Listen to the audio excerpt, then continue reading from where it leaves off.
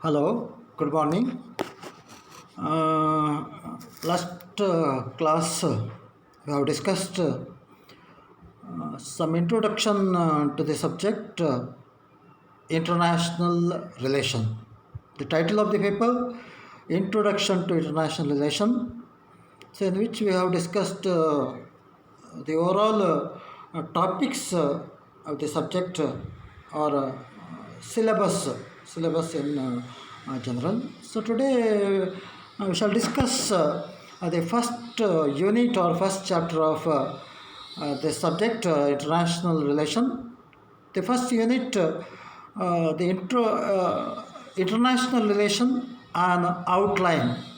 International relation and outline is the title of the first topic, first unit.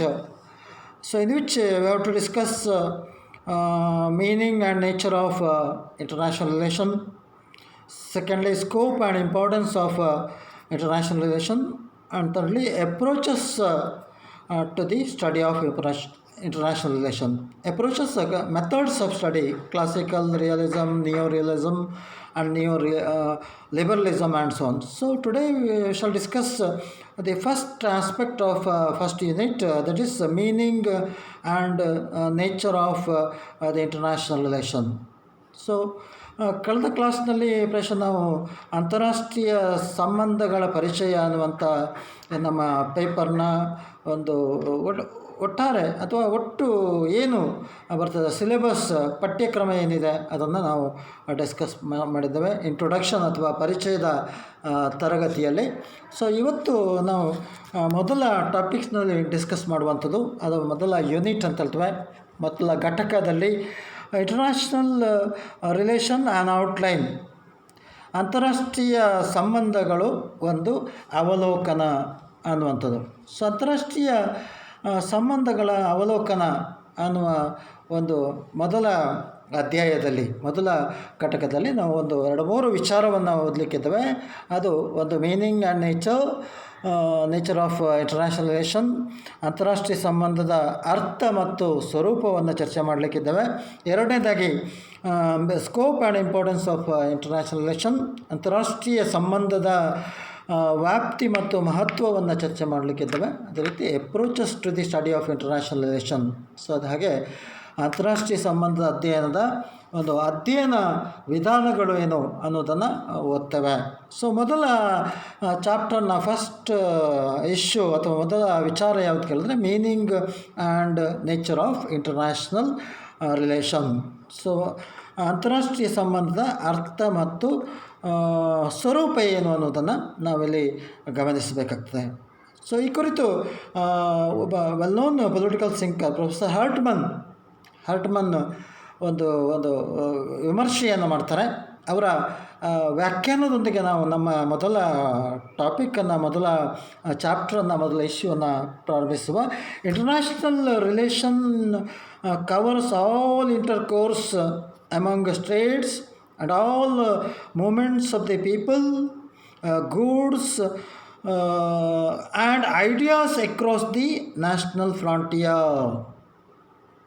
People, goods and ideas across the national frontier ಅಂತ ಹರ್ಟ್ಮನ್ ಅವರು ತಮ್ಮ ವಿಮರ್ಶೆಯಲ್ಲಿ, ತಮ್ಮ ವ್ಯಾಖ್ಯಾನದಲ್ಲಿ ಹೇಳ್ತಾರೆ. So ಅವ್ರು ಏನು ಹೇಳ್ತಾರೆ, ಅಂತಾರಾಷ್ಟ್ರೀಯ ಸಂಬಂಧಗಳಲ್ಲಿ ರಾಷ್ಟ್ರಗಳ ನಡುವಣ ಎಲ್ಲ ಸಂಬಂಧಗಳು, ಆಲ್ ರಿಲೇಷನ್ಸ್ ಅಂತ ಹೇಳ್ತೇವೆ, ಎಲ್ಲ ಸಂಬಂಧಗಳು ಹಾಗೂ ರಾಷ್ಟ್ರಗಳ ಗಡಿಗಳ ಆಚೆಗೆ ನಡೆಯುವ ಗಡಿಗಳ ಒಂದು ಗಡಿಯಿಂದ ಇನ್ನೊಂದು ಕಡೆಗೆ ತಿರುಗಾಡುವಂಥ ಜನರ ವಿಚಾರಗಳು, ಗೂಡ್ಸ್ ಸಾಮಗ್ರಿಗಳು, ಏನೇ ವಸ್ತುಗಳು ವಿನಿಮಯ ಆಗ್ತದೆ ಅದು ಕೂಡ ಬರ್ತದೆ, ಹಾಗೂ ಚಿಂತನೆಗಳ ಎಲ್ಲ ಚಲನವಲನಗಳನ್ನು ಒಳಗೊಂಡಿದೆ ಅಂತ ಹೇಳ್ತಾರೆ. ಸೊ ಹೀಗೆ ಒಂದು ರಾಷ್ಟ್ರಗಳ ಗಡಿಯ ನಡುವಣ, ಅಂತಾರಾಷ್ಟ್ರೀಯ ಸಂಬಂಧಗಳಲ್ಲಿ ರಾಷ್ಟ್ರಗಳ ನಡುವಣ ಎಲ್ಲ ಸಂಬಂಧಗಳು, ಗಡಿಗಳ ಆಚೆಗಿನ ಜನರ, ಸಾಮಗ್ರಿಗ ಮತ್ತು ಐಡಿಯಾಸ್, ಚಿಂತನೆಗಳ ಹಂಚಿಕೆ, ಚಲನವಲನವನ್ನು ಅಂತಾರಾಷ್ಟ್ರೀಯ ಸಂಬಂಧ ಅಂತ ಇಲ್ಲಿ ಹರ್ಟ್ಮನ್ ಕೇಳ್ತಾರೆ. ಸೊ ಇನ್ನು ಅಂತಾರಾಷ್ಟ್ರೀಯ ಸಂಬಂಧದ ಅರ್ಥವನ್ನು ನಾವು ನೋಡೋದಾದರೆ, ನಾವು ಅದರ ಒಂದು ವಿಮರ್ಶೆಯನ್ನು ಮಾಡೋದಾದರೆ, it is well known fact that it is impossible today to imagine of any nation living in isolation. Any nation leading its activities isolation without maintaining some sorts of relations with other nation states. So the prevailing circumstance condition should analyze. Today, no state can exist in isolation or without the relation with other nation. That means so every nation today must bound other nation, must and should depend on other nation, like the human being. With a human being, to lead our normal life, we have to depend upon many the people, primarily our family, our father and mothers, our community, our what is called the society, and so on. So without this, the what is called relationship, we cannot lead our normal life. Being the what is called human being. So ಮನುಷ್ಯನಾಗಿ ಈ ರೀತಿಯಾಗಿ ನಾವು ಒಬ್ಬಂಟಿಕರಾಗಿ ಬದುಕಲಿಕ್ಕೆ ಹೇಗೆ ಸಾಧ್ಯವಿಲ್ವೋ ಅದೇ ರೀತಿಯಾಗಿ ರಾಷ್ಟ್ರಗಳು ಇವತ್ತು ಏಕಾಂಗಿಯಾಗಿ ಕಾರ್ಯನಿರ್ವಹಿಸಲಿಕ್ಕೆ ಸಾಧ್ಯ ಇಲ್ಲ ಅನ್ನುವಂಥದ್ದು ಇದು ವಾಸ್ತವಿಕ, ಇದು ಸತ್ಯ. ಸೊ ಹಾಗಾಗಿ ಎಲ್ಲ ರಾಷ್ಟ್ರಗಳು ಒಂದಲ್ಲ ಒಂದು ರೀತಿಯಲ್ಲಿ ಇನ್ನೊಂದು ರಾಷ್ಟ್ರದ ಮೇಲೆ ಅವಲಂಬಿಸಬೇಕಾದಂಥ ಅನಿವಾರ್ಯತೆ ಇದೆ. ಆ ನಿಟ್ಟಿನಲ್ಲಿ ಅಂತಾರಾಷ್ಟ್ರೀಯ ಸಂಬಂಧ ಅನ್ನುವಂಥದ್ದು ಅತ್ಯಂತ ಮಹತ್ವ ಪಡೀತದೆ. ಅದರ ಅಧ್ಯಯನ ಇರ್ಬೋದು ಅಥವಾ ವಾಸ್ತವಿಕ ರಾಜಕೀಯ ವ್ಯವಹಾರಗಳಲ್ಲಿರ್ಬೋದು, ರಾಷ್ಟ್ರಗಳಿಗೆ ಅದು ಅಗತ್ಯ ಮತ್ತು ಅನಿವಾರ್ಯ. So term international relation. What do you mean by term international relation? It means official relations between the sovereign states. So ಇದರ ಅರ್ಥ ಏನು? ಅಂತಾರಾಷ್ಟ್ರೀಯ ಸಂಬಂಧ ಅದೊಂದು ಸಾಮಾನ್ಯ ಅರ್ಥ ವಿಮರ್ಶೆಯನ್ನು ನಾವು ನೋಡಿದ್ರೆ, ಸಾರ್ವಭೌಮ ರಾಷ್ಟ್ರಗಳ ಅಧಿಕೃತವಾದ ಸಂಬಂಧವನ್ನು ಸೂಚಿಸುವುದನ್ನು ಅಂತಾರಾಷ್ಟ್ರೀಯ ಸಂಬಂಧ ಅಂತ ಹೇಳ್ತವೆ. ಸಾರ್ವಭೌಮ ರಾಷ್ಟ್ರಗಳು, ಸ್ವತಂತ್ರ ರಾಷ್ಟ್ರಗಳ ಅಧಿಕೃತ ಸಂಬಂಧವನ್ನು ಸೂಚಿಸುವುದನ್ನು ನಾವು ಅಂತಾರಾಷ್ಟ್ರೀಯ ಸಂಬಂಧ ಅಂತ ನಾವು ಕರಿತೇವೆ. ಇದರ ಅಂತಾರಾಷ್ಟ್ರೀಯ ಸಂಬಂಧ as a discipline of the study, ಒಂದು ಅಧ್ಯಯನ ವಿಷಯವಾಗಿ ಇದು ಹೇಗೆ ಬೆಳೆಯಿತು, ಅಂತಾರಾಷ್ಟ್ರೀಯ ಸಂಬಂಧ ಅನ್ನುವಂಥ ಒಂದು ಪದ ಹೇಗೆ ಬಂತು, ಅದರ ಬೆಳವಣಿಗೆ ಹೇಗಾಯಿತು ಅನ್ನೋದನ್ನು ನೋಡಿದ್ರೆ, ಜರ್ಮಿ ಬೆಂಥಮ್ was the first person to use the term international. He used the term international in the later part of the 18th century. Later part of the 18th century to indicate this official relation. To indicate official relation, it was Jeremy Bentham used this term international in the later part of the 18th century. So ಅಂತಾರಾಷ್ಟ್ರೀಯ ಸಂಬಂಧಗಳು ಅನ್ನುವಂಥ ಒಂದು ಈ ಅಧ್ಯಯನಕ್ಕೆ ಈ ಪದವನ್ನು ಬಳಸಿದ್ಯಾರು ಕೇಳಿದರೆ, ಬಳಸಿದ್ದು 18ನೇ ಶತಮಾನದ ಉತ್ತರಾರ್ಧದಲ್ಲಿ ಪ್ರಸಿದ್ಧ ಚಿಂತಕ ಜರ್ಮಿ ಬೆಂಥಮ್ ಮೊದಲ ಬಾರಿಗೆ ಈ ಪದವನ್ನು ಬಳಸ್ತಾರೆ. ಅಂತಾರಾಷ್ಟ್ರೀಯ ಸಂಬಂಧ ಅನ್ನುವಂಥ ಪದವನ್ನು ನಮಗಿಲ್ಲಿ ಸೂಚಿಸ್ತಾರೆ. ಸೊ ಅಂದಿನಿಂದ ಈ ಒಂದು ನಮ್ಮ ಅಧ್ಯಯನಕ್ಕೆ ಅಂತಾರಾಷ್ಟ್ರೀಯ ಸಂಬಂಧಗಳು ಅಂತ ಬರ್ತದೆ. ಅದನ್ನು 18ನೇ ಶತಮಾನದ ಉತ್ತರಾರ್ಧದಲ್ಲಿ ಪ್ರೊಫೆಸರ್ ಜರ್ಮಿ ಬೆಂಥಮ್ ಅವರು ಬಳಸಿರುವಂಥದ್ದು ಹೆಗ್ಗಳಿಕೆ ಅವರಿಗೆ ಸಲ್ತದೆ. ಸೊ ಈ ರೀತಿಯಾಗಿ ಇದರ ಶಬ್ದದ ಬಳಕೆ ಅಥವಾ ಇದರ ಟರ್ಮ್ ಹೇಗೆ ಬಳಕೆ ಆಯಿತು ಅನ್ನೋದನ್ನು ಕಾಣ್ತೇವೆ. ಸೊ ಇಂಟರ್ನ್ಯಾಷನಲ್ ಅನ್ನುವಂಥ ಟರ್ಮ್ಗೆ there is no unanimity among the scholars. ಅಂತಾರಾಷ್ಟ್ರೀಯ ಅನ್ನುವಂಥ ಒಂದು ಪದ ಏನು ಜರ್ಮಿ ಬೆಂಥಮ್ ಬಳಸಿದ್ದಾರೆ, ಈ ಬಗ್ಗೆ ವಿಮರ್ಶಕರಲ್ಲಿ, ರಾಜಕೀಯ ಚಿಂತಕರಲ್ಲಿ ಒಂದು ಸಹಮತ ಇಲ್ಲ. So we found some sort of disparity among the scholars for this word international. For example, Professor Quincy Wright, and a well-known political figure in the political science or history of political science, Quincy Wright, who favored the use of term interstate. what you call single inverted comma inter-state instead of international. What Jeremy Bentham used international as why? As the political societies were popularly known as states. Political societies popularly recognized as states. That's why it is suitable to call as interstate rather international relation. It is the view of Quincy right. So ಈ ಜರ್ಮಿ ಬೆಂಥಮ್ ಅವರು ಈ ಪದವನ್ನು ಬಳಸಿದಾಗ ಅಲ್ಲಿ ಸಹಮತ ಇರಲಿಲ್ಲ. ಅಂತಾರಾಷ್ಟ್ರೀಯ ಸಂಬಂಧಗಳು ಇಂಟರ್ನ್ಯಾಷನಲ್ ರಿಲೇಷನ್ ಅನ್ನುವಂಥ ಪದವನ್ನು 18ನೇ ಶತಮಾನದಲ್ಲಿ ಬಳಸಿದಾಗ ವಿಮರ್ಶಕರಲ್ಲಿ ಸಹಮತ ಇರಲಿಲ್ಲ. ಒಂದು ರೀತಿಯ ಭಿನ್ನಾಭಿಪ್ರಾಯ ಇತ್ತು ಅಂತ ಹೇಳ್ಬೋದು. ಈ ನಿಟ್ಟಿನಲ್ಲಿ ಕ್ವಿನ್ಸಿ ರೈಟ್ ಅವರು ಈ ಪದದ ಬದಲಿಗೆ ಅಂತಾರಾಷ್ಟ್ರೀಯ ಅನ್ನುವಂಥ ಪದದ ಬದಲಿಗೆ ಅಂತರ್ರಾಜ್ಯ ಸಂಬಂಧ ಅನ್ನುವಂಥದ್ದು ಹೆಚ್ಚು ಸೂಕ್ತ ಅಂತ ಅವರು ಹೇಳ್ತಾರೆ. ಯಾಕೆ ಅವ್ರು ಹೇಳ್ತಾರೆ, ರಾಜಕೀಯ ಘಟಕಗಳು ರಾಜಕೀಯ ಸಮಾಜವನ್ನು ನಾವು ಗುರುತಿಸುವಂಥದ್ದು ರಾಜ್ಯ ಅನ್ನುವಂಥ ಪದದಿಂದ, ರಾಜ್ಯ ಅನ್ನುವಂಥ ಹೆಸರಿನಿಂದ. ಹಾಗಾಗಿ ಅಂತಾರಾಷ್ಟ್ರೀಯ ಸಂಬಂಧ ಅನ್ನೋದಕ್ಕಿಂತ ರಾಜ್ಯ ಸಂಬಂಧ ಅನ್ನೋದು ಹೆಚ್ಚು ಸೂಕ್ತ ಅಂತ ಕ್ವಿನ್ಸಿ ರೈಟ್ ಅವರ ಒಂದು ಅವರ ಅಭಿಪ್ರಾಯವಾಗಿದೆ. ಸೊ ಏನೇ ಇರಲಿ, today world has been divided into A number of States having its own political system. Today the big universe world divided into number of the states having its own political system. ಇವತ್ತು ಜಗತ್ತನ್ನು ನಾವು ಗಮನಿಸಿದರೆ ಜಗತ್ತು ಹಲವು ಘಟಕಗಳಾಗಿ ವಿಂಗಡಣೆಯಾಗಿದೆ, ಹಲವು ರಾಜ್ಯಗಳಾಗಿ ವಿಂಗಡಣೆಯಾಗಿದೆ, ತಮ್ಮದೇ ಆದ ರಾಜಕೀಯ ವ್ಯವಸ್ಥೆಯನ್ನು ಹೊಂದಿದೆ ಅಥವಾ ತಮ್ಮದೇ ಆದ ರಾಜಕೀಯ ವ್ಯವಸ್ಥೆ ಹೊಂದಿದ ಹಲವು ಘಟಕಗಳಾಗಿ ಈ ವಿಶ್ವ, ಈ ಜಗತ್ತು ಅನ್ನುವಂಥದ್ದು ವಿಭಜನೆಯಾಗಿದೆ ಅನ್ನುವಂಥದ್ದನ್ನು ನಾವಿಲ್ಲಿ ಉಲ್ಲೇಖಿಸಬೇಕಾಗ್ತದೆ. So each political system is guided by its own the self interest which may clash with the interest of other state. So ಇವತ್ತು ಎಲ್ಲ ರಾಷ್ಟ್ರಗಳು ದಿ ಇಂಟ್ರೆಸ್ಟ್, ನ್ಯಾಷನಲ್ ಇಂಟ್ರೆಸ್ಟ್ ಅಂತ ಹೇಳ್ತೇವೆ, ರಾಷ್ಟ್ರೀಯ ಹಿತಾಸಕ್ತಿ ಅಂತ ಹೇಳ್ತೇವೆ, ಅದನ್ನು ಹೊಂದಿರ್ತದೆ.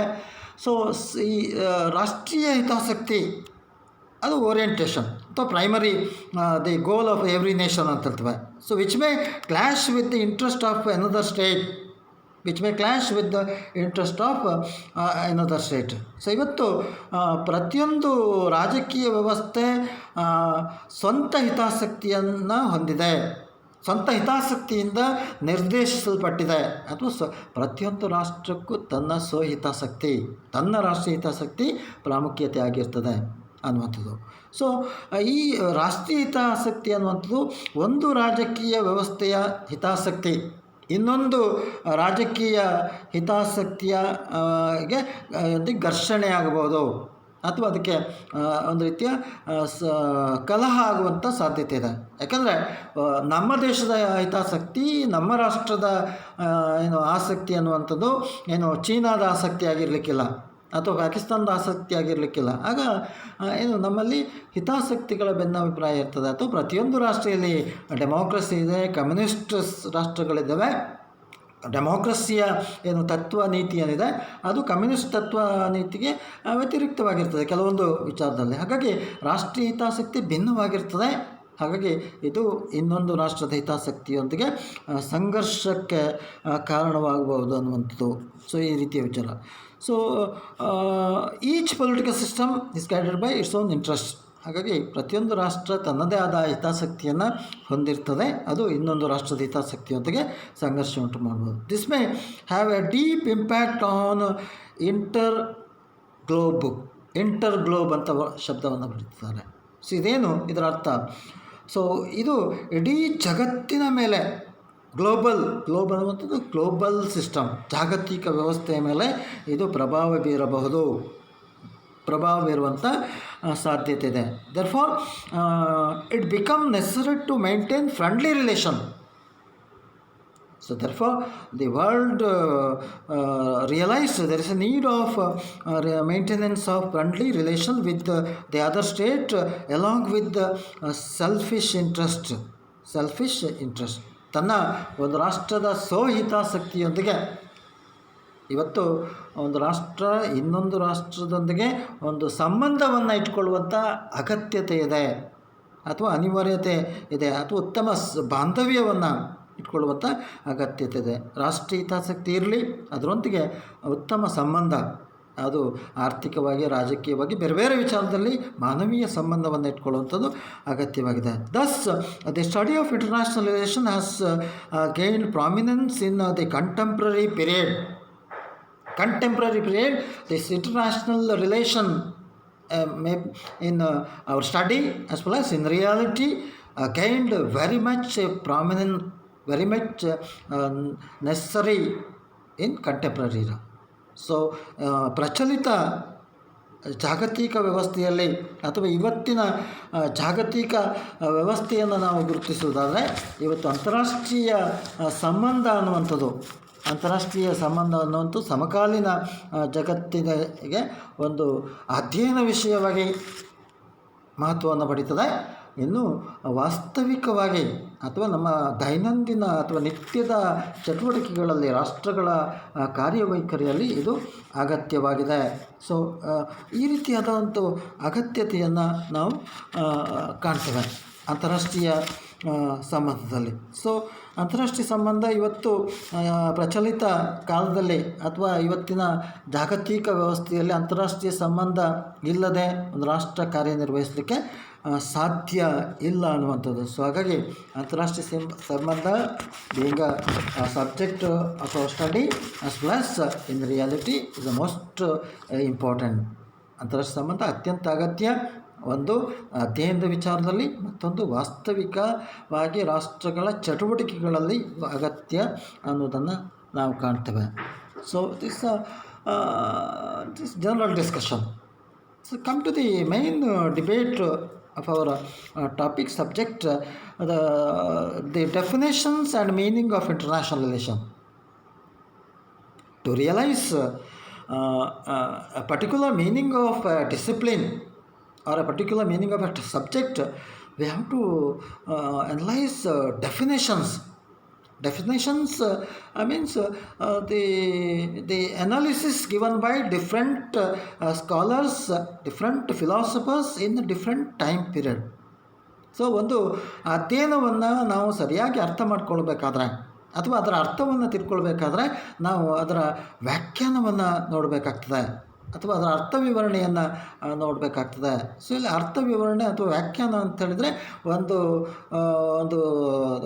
ವಿಮರ್ಶೆ ಮಾಡಿರುವಂಥ ರೀತಿ, ವಿಮರ್ಶಕರು, ರಾಜಕೀಯ ಚಿಂತಕರು ಹೇಳಿದಂಥ ಒಂದು ಅರ್ಥ ವಿವರಣೆ. ಸೊ ವೃದ್ಧ ವಾಕ್ಯದಲ್ಲಿ ಬೇರೆ ಬೇರೆ ಕಾಲಘಟ್ಟದಲ್ಲಿ ಬೇರೆ ಬೇರೆ ವಿಮರ್ಶಕರು ತಮ್ಮದೇ ಆದ ಅರ್ಥ ವಿವರಣೆಯನ್ನು ಇದಕ್ಕೆ ಕೊಡ್ತಾರೆ. ಅದನ್ನು ನಾವು ತಿಳ್ಕೊಂಡ್ರೆ ಇದರ ಒಟ್ಟು ಅರ್ಥ ಏನು ಅನ್ನೋದನ್ನು ನಾವು ಕಂಡುಕೊಳ್ತೇವೆ. So in general, the term international relation has been interpreted and defined in two senses. ಇನ್ನು ಸಾಮಾನ್ಯ ಅರ್ಥದಲ್ಲಿ ಅಂತಾರಾಷ್ಟ್ರೀಯ ಸಂಬಂಧಗಳು ಅನ್ನುವಂಥ ಒಂದು ವಿಚಾರವನ್ನು, ಒಂದು ಪದವನ್ನು ನಾವು ಎರಡು ರೀತಿಯಲ್ಲಿ ಅದನ್ನು ವಿಶ್ಲೇಷಣೆ ಮಾಡ್ಬೋದು ಅಥವಾ ಎರಡು ರೀತಿಯಲ್ಲಿ ಅದನ್ನು ವ್ಯಾಖ್ಯಾನ ಮಾಡ್ಬೋದು. First of all, narrow sense of international relation and in broader sense. ಒಂದು ಸಂಕುಚಿತ ಅರ್ಥದಲ್ಲಿ ಅದರ ವಿಶ್ಲೇಷಣೆ ಮಾಡುವಂಥದ್ದು, ಇನ್ನೊಂದು ವಿಶಾಲ ಅರ್ಥದಲ್ಲಿ ಅದರ ಅರ್ಥ ಏನು ಅನ್ನೋದನ್ನು ಕಂಡುಕೊಳ್ಳುವಂಥದ್ದು. So first of all, in narrow sense, ಸಂಕುಚಿತ ಅರ್ಥದಲ್ಲಿ ಏನು ಅಂತಾರಾಷ್ಟ್ರೀಯ ಸಂಬಂಧ ಅಂದರೆ, in narrow sense it is defined as official relationship. In narrow sense, it is official relationship conducted by authorized leaders of the state. It is official relation conducted by authorized leaders of the state. So ಇಲ್ಲಿ ಸಂಕುಚಿತ ಅರ್ಥ ಏನು ಹೇಳ್ತದೆ, ಒಂದು ಸಂಕುಚಿತ ದೃಷ್ಟಿಕೋನದಲ್ಲಿ ನಾವು ಇದನ್ನು ಅರ್ಥೈಸೋದಾದ ಅಂತಾರಾಷ್ಟ್ರೀಯ ಸಂಬಂಧವನ್ನು ಅರ್ಥೈಸೋದಾದರೆ ನಾವು ಹೇಳ್ಬೋದು, ಒಂದು ರಾಷ್ಟ್ರದ ಅಧಿಕೃತ ನಾಯಕರು ಯಾರು, ಪ್ರಧಾನಮಂತ್ರಿ ಇರ್ಬೋದು ರಾಷ್ಟ್ರಪತಿ ಇರ್ಬೋದು ಅಥವಾ ರಾಯಭಾರಿಗಳು, ಅಂಬಾಸಿಡರ್ಸ್, ಡಿಪ್ಲೊಮ್ಯಾಟ್ಸ್ ಅಂತ ಹೇಳ್ತೇವೆ, ಅವರು ಇರ್ಬೋದು, ಅಧಿಕೃತ ನಾಯಕರು ನಿರೂಪಿಸುವ ಅಧಿಕೃತ ಸಂಬಂಧಕ್ಕೆ ಗೊಳಿಸಲಾಗಿದೆ. ಇದೊಂದು ಅಧಿಕೃತ ಅಫಿಷಿಯಲ್ ರಿಲೇಷನ್. ಎರಡು ರಾಷ್ಟ್ರಗಳ ರಾಷ್ಟ್ರಪತಿಗಳು ಮಾಡಿಕೊಳ್ಳುವಂಥ ಒಪ್ಪಂದ, ಎರಡು ರಾಷ್ಟ್ರಗಳ ಸರ್ಕಾರದ ಮುಖ್ಯಸ್ಥರುಗಳ ನಡುವೆ ಆಗುವಂಥ ಒಂದು ವಿಮರ್ಶೆ, ಚರ್ಚೆ, ಅಥವಾ ಎರಡು ರಾಷ್ಟ್ರಗಳ ರಾಯಭಾರಿಗಳ ನಡುವೆ ನಡೆಯುವಂಥ ಸಂವಾದ ಇರ್ಬೋದು, ಅಥವಾ ವಿದೇಶಾಂಗ ಕಾರ್ಯದರ್ಶಿಗಳು, ವಿದೇಶಾಂಗ ಮಂತ್ರಿಗಳು ಹೇಗೆ ಅಧಿಕೃತವಾಗಿ ಯಾರನ್ನು ಇಲ್ಲಿ ಅಧಿಕಾರ ನಾವು ಕೊಟ್ಟಿದ್ದೇವೆ ಅಥವಾ ಅಲ್ಲಿ ರಾಷ್ಟ್ರ ಸಂವಿಧಾನ ನೇಮಿಸಿದೆ ಅವರ ಮೂಲಕ ನಡೆಯುವಂಥ ಒಂದು ಅಧಿಕೃತ ಸಂಬಂಧ. ಸೊ ಇಲ್ಲಿ ಒಂದು ಕಾನೂನಿನ ಚೌಕಟ್ಟು ಬರ್ತದೆ. ಇಲ್ಲಿ ಯಾರು ಸಂಬಂಧವನ್ನು ಇಟ್ಕೊಳ್ಬೇಕು ಹೇಳಿದ್ರೆ, ಉದಾಹರಣೆಗೆ ನಮ್ಮಲ್ಲಿ ನಮ್ಮ ಅಧಿಕೃತ ನೈಜ ಅಧಿಕಾರಿ ಯಾರು ನಮ್ಮ ಪ್ರಧಾನಮಂತ್ರಿ. ಅಮೆರಿಕದಲ್ಲಿ ಯಾರು ಕೇಳಿದ್ರೆ ಅಮೆರಿಕದ ರಾಷ್ಟ್ರಪತಿ, ಅಧ್ಯಕ್ಷರು ಅಮೆರಿಕದ ನೈಜ ಅಥವಾ ಮುಖ್ಯ ಅಧಿಕಾರಿಯಾಗಿರ್ತಾರೆ. ಸೊ ಅಧಿಕೃತ ಅಧಿಕಾರಿ, ಒಬ್ಬ ಅತ್ಯುನ್ನತ ಅಧಿಕಾರಿ ಅಂದರೆ ನಮ್ಮಲ್ಲಿ ಪ್ರಧಾನಮಂತ್ರಿ, ಅಮೆರಿಕದಲ್ಲಿ ಅಮೆರಿಕದ ಅಧ್ಯಕ್ಷರು. ಸೊ ಇವರುಗಳ ನಡುವೆ ನಡೆಯುವಂಥ ಒಂದು ಸಂಬಂಧ, ಮಾತುಕತೆ ಇರ್ಬೋದು, ಒಪ್ಪಂದಗಳಿರ್ಬೋದು, ಇದು ಅಂತಾರಾಷ್ಟ್ರೀಯ ಸಂಬಂಧ ಅಂತ ಹೇಳ್ತೇವೆ.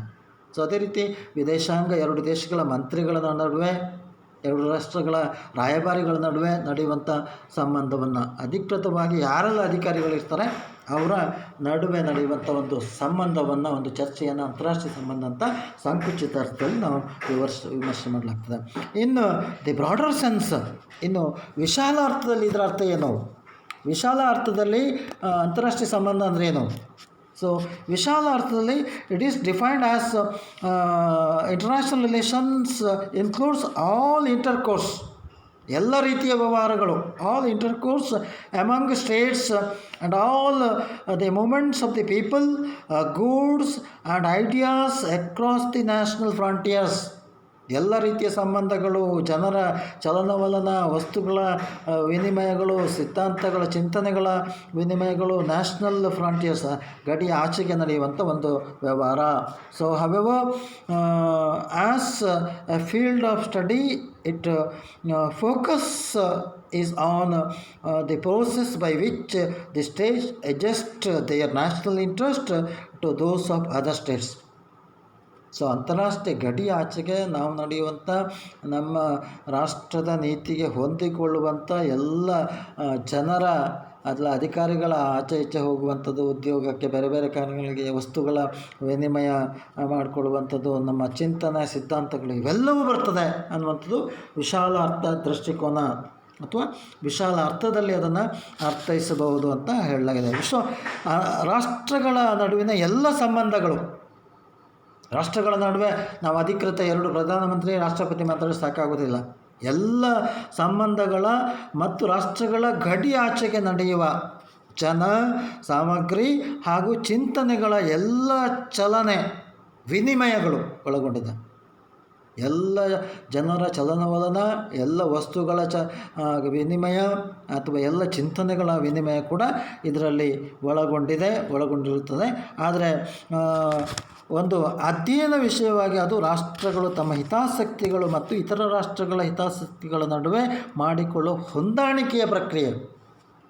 ಒಂದು ಅಧ್ಯಯನ ದೃಷ್ಟಿಯಲ್ಲಿ ನಾವು ಕಾಣಿದ್ರೆ ಒಂದು ರಾಷ್ಟ್ರದ ಹಿತಾಸಕ್ತಿ ಮತ್ತು ಇನ್ನೊಂದು ರಾಷ್ಟ್ರದ ಹಿತಾಸಕ್ತಿಗಳ ನಡುವೆ ಹೊಂದಾಣಿಕೆಯ ಪ್ರಕ್ರಿಯೆಗೆ ಇದು ವಿಶೇಷ ಗಮನ ಕೊಡ್ತದೆ. ಅದು ಯಾವುದೇ ರೀತಿಯ ಪ್ರಕ್ರಿಯೆ ಇರ್ಬೋದು, ರಾಜಕೀಯ ಪ್ರಕ್ರಿಯೆ ಇರ್ಬೋದು ಅಥವಾ ಸಾಮಾಜಿಕ ಸಾಂಸ್ಕೃತಿಕ ವಿಚಾರಗಳಿರಬಹುದು, ಹೊಂದಾಣಿಕೆಯ ರೀತಿಯಲ್ಲಿ ಹೋಗುವುದು. ಸೊ ಹಲವಾರು ಭಿನ್ನತೆಗಳು ಅಥವಾ ಭಿನ್ನಾಭಿಪ್ರಾಯಗಳು ಈ ವಿಚಾರಗಳಲ್ಲಿ ಬರ್ತದೆ. ಸೊ ಉದಾಹರಣೆಗೆ ಆರ್ಥಿಕ ವಿಚಾರದಲ್ಲಿ ಕೆಲವೊಂದು ರಾಷ್ಟ್ರಗಳು ಬಂಡವಾಳಶಾಹಿ ಆರ್ಥಿಕ ನೀತಿಯನ್ನು ಅಥವಾ ಆರ್ಥಿಕ ಉತ್ಪಾದನಾ ವ್ಯವಸ್ಥೆಯನ್ನು ಹೊಂದಿದರೆ, ಕೆಲವು ಕಮ್ಯುನಿಸ್ಟ್ ರಾಷ್ಟ್ರಗಳು ಸರ್ಕಾರಿ ಸ್ವಾಮ್ಯದ ಉತ್ಪಾದನಾ ವ್ಯವಸ್ಥೆಯನ್ನು ಹೊಂದಿರ್ತದೆ. ಇನ್ನು ಸಾಂಸ್ಕೃತಿಕವಾಗಿ ಒಂದು ವಿಚಾರಗಳು ರಾಷ್ಟ್ರಗಳಿಗೆ ಭಿನ್ನವಾಗಿರ್ತದೆ. ಸೊ ಇದನ್ನು ಹೊಂದಾಣಿಕೆ ಮಾಡಿಕೊಳ್ಳುವಂಥ ಎಲ್ಲ ರೀತಿಯ ಸಂಬಂಧಗಳು, all intercourse between the nation States included in international relations. ಹೀಗಾಗಿ ಕೇವಲ ಅಧಿಕೃತ ಸಂಬಂಧಕ್ಕೆ ಮಾತ್ರ ಸಂಬಂಧಪಟ್ಟಂಥ ಅಧ್ಯಯನ ಇದಲ್ಲ. ಬದಲಿಗೆ ಎರಡು ದೇಶ ಅಥವಾ ಜಗತ್ತಿನ ರಾಷ್ಟ್ರಗಳ ನಡುವೆ ಈ ರೀತಿಯ ಎಲ್ಲ ರೀತಿಯ ವಿಚಾರ ವಿನಿಮಯಗಳು ಅಥವಾ ಸಂಬಂಧಗಳು ಬರ್ತದೆ ಅನ್ನುವಂಥದ್ದು. ಸೊ ಈ ರೀತಿಯಾಗಿ ಇದನ್ನು ಎರಡು ನೆಲೆಗಳಲ್ಲಿ ವಿಮರ್ಶೆ ಮಾಡ್ಬೋದು, ಸಂಕುಚಿತ ಅರ್ಥದಲ್ಲಿ ಮತ್ತೊಂದು ವಿಶಾಲ ದೃಷ್ಟಿಕೋನದಲ್ಲಿ. ಇನ್ನು ವಿಮರ್ಶೆಯ ಬಗ್ಗೆ ಅನೇಕ ವಿಮರ್ಶಕರು, ಸ್ಕಾಲರ್ಸ್ ಅಥವಾ ತಜ್ಞರು ಇದಕ್ಕೆ ವಿವರಣೆಯನ್ನು ಕೊಟ್ಟಿದ್ದಾರೆ ಅಥವಾ ಅದರ ಅರ್ಥ ವ್ಯಾಖ್ಯಾನಗಳನ್ನು ಮಾಡಲಿಕ್ಕೆ ಹೋಗಿದ್ದಾರೆ. ಸೊ ಅವರ ಅರ್ಥದಲ್ಲಿ ಏನು, ಅವರು ಯಾವ ರೀತಿ ವ್ಯಾಖ್ಯಾನವನ್ನು ಕೊಟ್ಟಿದ್ದಾರೆ. So many scholars have defined international relation in different ways. ವಿವಿಧ ಕಾಲಘಟ್ಟದಲ್ಲಿ ವಿವಿಧ ವಿಮರ್ಶಕರು ಅಂತಾರಾಷ್ಟ್ರೀಯ ಸಂಬಂಧವನ್ನು ವಿವಿಧ ರೀತಿಯಲ್ಲಿ ವ್ಯಾಖ್ಯಾನಿಸಿದ್ದಾರೆ. So let us discuss some important the definitions given by well known scholars, well known philosophers in our subject. So following are the important debate took place in the history of international relations. First of all, a well known figure in international relation, Professor Palmer and Perkins. Palmer and Perkins defines the study of international relation is not a science. He says this is study of international relation is not a science with which we solve the problems of international relation. It is not a study of science like science subject to solve the international problems. At its best, it is an objective and systematic approach to those problems. It is not a science.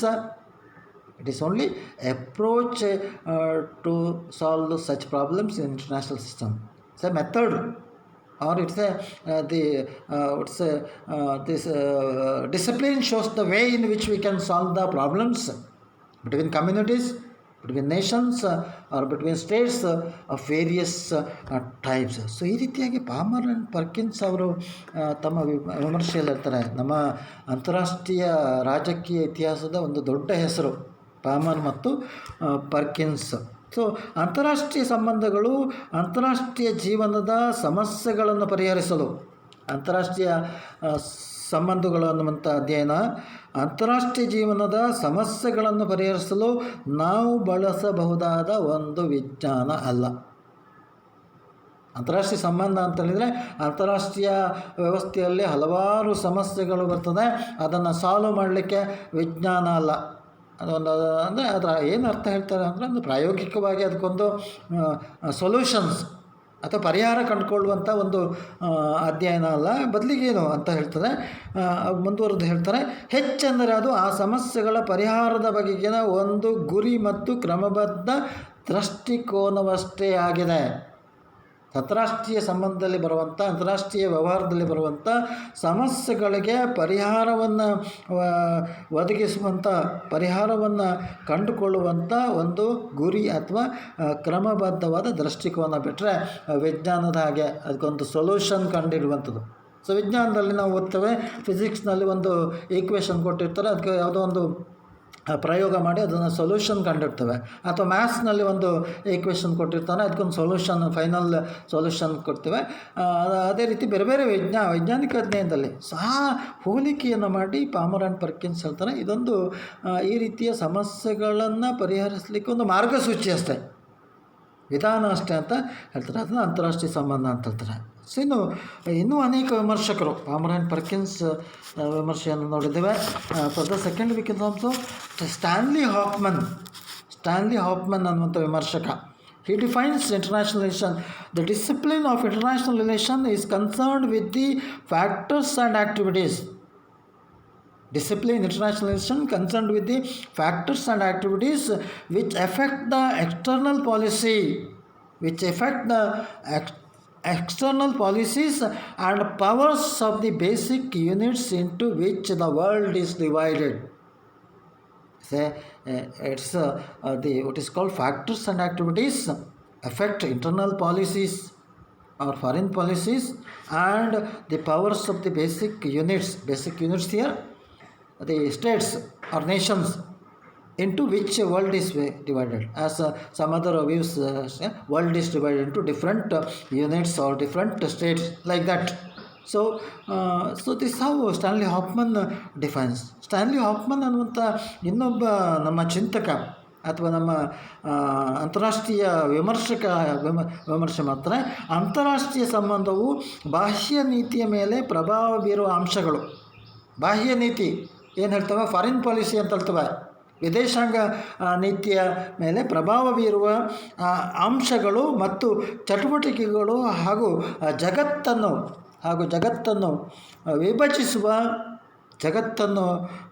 ವಿಭಜಿಸುವ ಮೂಲಭೂತ ಘಟಕಗಳ ಶಕ್ತಿಯ ಕುರಿತು ಹೇಳುತ್ತದೆ. ಜಗತ್ತು ವಿಭಜನೆಯಾಗಿದೆ, ಮೂಲಭೂತ ಶಕ್ತಿಯ ಘಟಕಗಳಾಗಿದೆ, ಅದರ ವಿಮರ್ಶೆಯನ್ನು ಮಾಡ್ತದೆ, ಘಟಕಗಳ ಕುರಿತು ಹೇಳ್ತದೆ ಅಂತಂತದೆ. ಸೊ ಅಂತಾರಾಷ್ಟ್ರೀಯ ನೀತಿ ಅಥವಾ ಬಾಹ್ಯ ನೀತಿಯ ಮೇಲೆ ಪ್ರಭಾವ ಬೀರುವ ಅಂಶಗಳು ಇದು ಒಳಗೊಂಡಿರ್ತದೆ ಮತ್ತು ಚಟುವಟಿಕೆಗಳು ಹಾಗೂ ಜಗತ್ತು ವಿಭಜಿಸುವಂಥ ಮೂಲಭೂತ ಘಟಕಗಳ ಶಕ್ತಿಯ ಕುರಿತು ಇಲ್ಲಿ ಹಲವಾರು ವಿಚಾರಗಳನ್ನು ಇಲ್ಲಿ ಸ್ಟ್ಯಾನ್ಲಿ ಹಾಫ್ಮನ್ ಹೇಳ್ತಾರೆ. ಸೊ ಈ ರೀತಿಯಾಗಿ ಇದು ಅಂತಾರಾಷ್ಟ್ರೀಯ ಸಂಬಂಧ ವಿಚಾರವಾಗಿ ಈ ರೀತಿ ವಿಮರ್ಶೆಯನ್ನು ಮಾಡ್ತಾರೆ. ಇನ್ನು ಮುಂದಕ್ಕೆ ಹೋದರೆ ಪ್ರೊಫೆಸರ್ ಡನ್ನಿಂಗ್ ಅನ್ನುವಂಥ ವಿಮರ್ಶಕ, another well-known scholar in international relation, Dunning defined international relations are the actual relations. International relations are the actual relations that take place across the national boundaries. Relations are actual relations that take place across the national boundaries or as the body of the knowledge. It is basically a body of knowledge where we have of those relations at a given time period. It's a body of knowledge gives informations about a particular time period. It is called as international relation as per Professor Dunning. So ನಮ್ಮ ಇನ್ನೊಬ್ಬ ವಿಮರ್ಶಕ professor ಡನ್ನಿಂಗ್ ಏನು ಹೇಳ್ತಾರೆ? ಇನ್ನೊಂದು ದೊಡ್ಡ ಹೆಸರು ಅಂತಾರಾಷ್ಟ್ರೀಯ ಸಂಬಂಧದಲ್ಲಿ ಡನ್ನಿಂಗ್. ರಾಷ್ಟ್ರೀಯ ಗಡಿಗಳಾಚೆ ರೂಪುಗೊಳ್ಳುವ ನೈಜ ಸಂಬಂಧಗಳು. ರಾಷ್ಟ್ರಗಳ ಗಡಿಗಳಾಚೆ ಅಂದರೆ ವಿದೇಶಗಳು, ಇದಕ್ಕೆ ನೈಜ ಸಂಬಂಧಗಳು ಅಥವಾ ಒಂದು ನಿರ್ದಿಷ್ಟ ಸಮಯಕ್ಕೆ ಸಂಬಂಧಿಸಿದ ಆ ಸಂಬಂಧಗಳ ಬಗೆಗಿನ ಜ್ಞಾನವೇ ಅಂತಾರಾಷ್ಟ್ರೀಯ ಸಂಬಂಧ. ಇಲ್ಲಿ ಎರಡು ವಿಚಾರವನ್ನು ಹೇಳ್ತಾರೆ. ರಾಷ್ಟ್ರದ ಗಡಿ ಆಚೆಗಿನ ಸಂಬಂಧ, ನಮ್ಮ ಮತ್ತು ನಮ್ಮ ನೆರೆಯ ರಾಷ್ಟ್ರದ ಸಂಬಂಧ, ಅಥವಾ ನಮ್ಮ ಗಡಿಯಿಂದ ಹೊರಗಿರುವಂಥ ಹಲವು ರಾಷ್ಟ್ರಗಳೊಂದಿಗೆ ನಮ್ಮ ಸಂಬಂಧವನ್ನು ತಿಳಿಸುವಂಥ ಒಂದು ಅಧ್ಯಯನ, ಮತ್ತು ಒಂದು ಕಾಲಘಟ್ಟದ ಸಂಬಂಧವನ್ನು ತಿಳಿಸ್ತದೆ ಅಂತಾರಾಷ್ಟ್ರೀಯ ಸಂಬಂಧ. ಸೊ ಅಂತಾರಾಷ್ಟ್ರೀಯ ಸಂಬಂಧವನ್ನು ಕಾಲಘಟ್ಟದಲ್ಲಿ ತಿಳಿಸ್ತದೆ, ಒಂದು ಕಾಲಘಟ್ಟದ ನಿರ್ದಿಷ್ಟ ವಿಚಾರವನ್ನು ತಿಳಿಸ್ತದೆ ಅಂತ ಹೇಳಿದರೆ, ಉದಾಹರಣೆಗೆ ನಾವು ಅಂತಾರಾಷ್ಟ್ರೀಯ ಸಂಬಂಧದಲ್ಲಿ ಎರಡನೇ ಮಹಾಯುದ್ಧ, ಫಸ್ಟ್ ವರ್ಲ್ಡ್ ವಾರ್, ಮೊದಲ ಮಹಾಯುದ್ಧ, ಸೆಕೆಂಡ್ ವರ್ಲ್ಡ್ ವಾರ್, ಎರಡನೇ ಮಹಾಯುದ್ಧ, after second world war, cold war between America and Russia, between democracy and communism. So ಒಂದು ಕಾಲಘಟ್ಟ ಇದು. ಆ ಕಾಲಘಟ್ಟವನ್ನು ಏನು ಹೇಳ್ತವೆ? ದಿ ಕೋಲ್ಡ್ ವಾರ್ ಪೀರಿಯಡ್ ಅಂತ ಹೇಳ್ತವೆ, ಕೋಲ್ಡ್ ವಾರ್ ಪೀರಿಯಡ್. ಸೊ ಜಗತ್ತಿನ ಅಂತಾರಾಷ್ಟ್ರೀಯ ಇತಿಹಾಸದಲ್ಲಿ ನಾವು ಕೆಲವೊಂದು ಪ್ರಮುಖ ವಿಚಾರಗಳನ್ನು ಗಮನಿಸ್ತೇವೆ. ಫಸ್ಟ್ ವರ್ಲ್ಡ್ ವಾರ್ ಆಗ್ತದೆ. After first world war the league of nation to its birth, ಒಂದನೇ ಮಹಾಯುದ್ಧ ಆಗ್ತದೆ. ಆ ನಂತರ ರಾಷ್ಟ್ರ ಸಂಘ ಅನ್ನುವಂಥ ಸಂಘಟನೆ ಅಸ್ತಿತ್ವಕ್ಕೆ ಬರ್ತದೆ. ರಾಷ್ಟ್ರ ಸಂಘ, league of nation, failed to tackle the problems, maintain peace and order or control the activities of the nation. The world has witnessed second world war. ನಮ್ಗೆ ಗೊತ್ತಿದೆ, ಒಂದನೇ ಮಹಾಯುದ್ಧ ನಂತರ ರಾಷ್ಟ್ರಗಳ ಸಂಘ, ಲೀಗ್ ಆಫ್ ನೇಷನ್ ಅಸ್ತಿತ್ವಕ್ಕೆ ಬಂತು, ಆದರೆ ಅದು ಸರಿಯಾಗಿ ಸಮರ್ಥವಾಗಿ ಇರಲಿಲ್ಲ. ಹಾಗಾಗಿ ಎರಡನೇ ಮಹಾಯುದ್ಧ ಆಯಿತು, ಸೆಕೆಂಡ್ ವರ್ಲ್ಡ್ ವಾರ್ ಆಯಿತು. ಇನ್ನು second world war the two nations emerged as super powers. ಎರಡನೇ ಮಹಾಯುದ್ಧ ಅಂತ ಎರಡು ರಾಷ್ಟ್ರಗಳು ದೊಡ್ಡ ರಾಷ್ಟ್ರಗಳಾಗಿ, ಅಮೆರಿಕ ಮತ್ತು ರಷ್ಯಾ ರಾಷ್ಟ್ರಗಳಾಗಿ. ಹೀಗೆ ಒಂದು ಕಾಲಘಟ್ಟದಲ್ಲಿ. ಸೊ ಒಂದನೇ ಮಹಾಯುದ್ಧದ ಮೊದಲು ಅಂತಾರಾಷ್ಟ್ರೀಯ ಸಂಬಂಧ ಹೇಗಿತ್ತು, ಒಂದನೇ ಮಹಾಯುದ್ಧ ನಂತರ ಏನಾಯಿತು, ಎರಡನೇ ಮಹಾಯುದ್ಧದ ನಂತರ ಏನು ಸಂಬಂಧ ಆಯಿತು, ಅಥವಾ ಎರಡನೇ ಮಹಾಯುದ್ಧದ ನಂತರದ ಸಂಬಂಧ, ಕೋಲ್ಡ್ ವಾರ್, ಶೀತಲ ಸಮರ ಎಲ್ಲಿವರೆಗೆ ನಡೀತು, 1990ರ ದಶಕದವರೆಗೆ ನಡೀತು. ಆ ನಂತರದ ರಾಜಕೀಯ ವ್ಯವಸ್ಥೆ, ಅಂತಾರಾಷ್ಟ್ರೀಯ ಸಂಬಂಧ ಹೇಗಿತ್ತು. ಸೊ ಹೀಗಾಗಿ ಆ ರೀತಿಯ ಒಂದು ವಿಮರ್ಶೆಯನ್ನು ಮಾಡುವಂಥದ್ದು ನಿರ್ದಿಷ್ಟ ಕಾಲಘಟ್ಟಗಳಲ್ಲಿ ಏನಾಗಿದೆ, ಹೇಗಾಗಿದೆ, ಅಥವಾ ಏನೆಲ್ಲ ವಿಚಾರಗಳು ಆಗಿದೆ ಅನ್ನೋದನ್ನು ನಾವು ತಿಳಿಯುವಂಥದ್ದು ಕೂಡ ಇಲ್ಲಿ ಬರ್ತದೆ ಅನ್ನೋದನ್ನು ಡನ್ನಿಂಗ್ ಹೇಳ್ತಾರೆ. So in this way we can observe the many philosophers defined the term international relation in a different ways. ಹೀಗೆ ಹಲವು ವಿಮರ್ಶಕರು ಅಂತಾರಾಷ್ಟ್ರೀಯ ಸಂಬಂಧವನ್ನು ವಿವಿಧ ರೀತಿಯಲ್ಲಿ ವ್ಯಾಖ್ಯಾನಿಸಿದ್ದಾರೆ ಅಥವಾ ತಮ್ಮದೇ ರೀತಿಯಲ್ಲಿ ವ್ಯಾಖ್ಯಾನಿಸಿದ್ದಾರೆ. From the above definition we may consider the relations conducted by sovereign states as most important. So ಈ ವ್ಯಾಖ್ಯಾನಗಳಲ್ಲಿ ನಾವು ಕಾಣುವಂಥದ್ದು ಏನು ಕೇಳಿದರೆ, ಇದು ಒಂದು ಸ್ವತಂತ್ರ ರಾಷ್ಟ್ರಗಳ ನಡುವಿನ ಸಂಬಂಧದ ಅಧ್ಯಯನ ಅಥವಾ ಪರಮಾಧಿಕಾರ ಹೊಂದಿದಂಥ ರಾಷ್ಟ್ರಗಳ ನಡುವಿನ ಸಂಬಂಧದ ಅಧ್ಯಯನ ಅಂತ ಹೇಳ್ತೇವೆ. So the study is dominated by political relation. Basically international relation dominated by political relation. Though it is dominated by political relation, it cannot be ignored the other important groups and factors which have an impact on the interaction and relationship. So ಇಲ್ಲಿ ಅಂತಾರಾಷ್ಟ್ರೀಯ ಸಂಬಂಧ ಅನ್ನುವಂಥದ್ದು ರಾಜಕೀಯ ವಿಚಾರದಿಂದ ಹೆಚ್ಚು ಪ್ರಭಾವಿತವಾಗಿದೆ. ರಾಜಕೀಯ ಸಂಬಂಧ ಅನ್ನುವಂಥದ್ದು ಇಲ್ಲಿ ಹೆಚ್ಚು ಪ್ರಮುಖವಾಗಿ ಕಾಣ್ತೇವೆ. ಆದರೆ ನಾವಿಲ್ಲಿ ಗಮನಿಸಬೇಕಾದಂಥದ್ದು ಈ ರಾಜಕೀಯ ಸಂಬಂಧದೊಂದಿಗೆ ಇವತ್ತು ಅಂತಾರಾಷ್ಟ್ರೀಯ ಸಂಬಂಧದ ಮೇಲೆ ಅಥವಾ ಅಂತಾರಾಷ್ಟ್ರೀಯ ವ್ಯವಸ್ಥೆಯ ಮೇಲೆ ಪ್ರಭಾವ ಬೀರುವಂಥ ಇತರ ರೀತಿಯ ಪ್ರಕ್ರಿಯೆಗಳು, ಸಂಬಂಧಗಳು ಅದನ್ನು ನಾವು ಮರೆಯುವಂತಿಲ್ಲ. ಸೊ ಅದು ಕೂಡ ಇದರಲ್ಲಿ ಬರ್ತದೆ ಅನ್ನುವಂಥದ್ದನ್ನು ಕೂಡ ನಾವು ಈ ವ್ಯಾಖ್ಯಾನಗಳಲ್ಲಿ ನಾವು ಸ್ಪಷ್ಟವಾಗಿ ಗಮನಿಸ್ತೇವೆ.